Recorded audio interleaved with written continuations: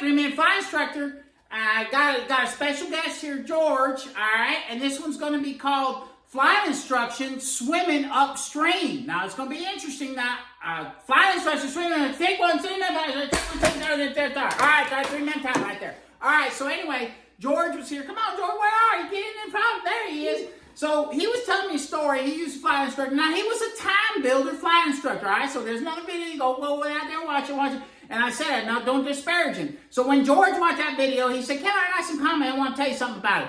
And what he did is, I tell you, it's innovative.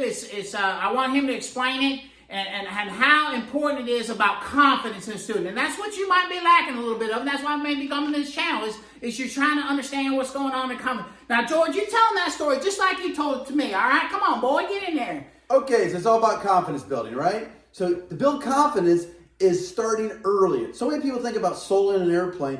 To build your flight time, get in the airplane and fly the plane. But it doesn't. It starts at the very first day of pre-flight. You're trying to teach the student to be able to solo the plane on the ground. It's legal, just like a mechanic can do. Move the aircraft on the field. As long as the airplane's not intended for flying, you're able to move the plane on the ground. Not intended to fly, right? Very important. That's important. So go ahead, George. Tell them about fueling. So what we're trying to do at the school that I used to work at is we had to go from one side of the airport to the other side of the airport to get fuel.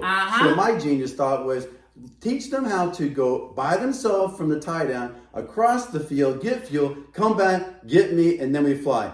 That's how you're building confidence. You're doing something ahead of time. When it comes to solo, they're already used to talking on the radio. They're already used to about moving around on the ground in the airplane. So that's what the confidence and that's the confidence, folks. See how innovative that was. And he told me the story. Part of it left out. I'm going to say. So he would say that the other instructor's going, "George, you're just trying to make money sitting here drinking coffee while your student go out there and fuel the plane." And it may look like that. See, perceptions and what he's doing, the man now. Now tell him about, like, you just got a call a couple of days ago from an old student, right? Now, he was a time builder at the time. He knew he was going to the airport, but he was giving it his all. And that's why I'm saying some of the time builders talk to him a little bit. They want to make good. Now, tell him about what call you got a couple days ago. So my very first student was 16 years old, and when he soloed, but now this week he's in class to be a captain of Delta Airlines. All right, now look at that. That's a proof in the pudding, right? What George was doing there was building the confidence early on. You're learning the rudders. You're learning airport markings. You're learning how to maneuver on the plane all by yourself. You're getting confidence. The guy ain't even in there. He's trusting you with this piece of equipment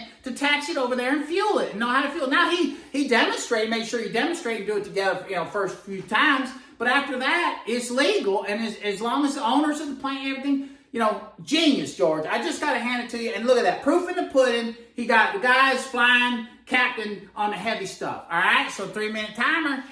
Sans the time about right. George, you got any last thoughts for our students learning how to struggle and how to fly? Be safe. Be safe, that's right. All right, time for now. Got to do the end thing. Thank you, George.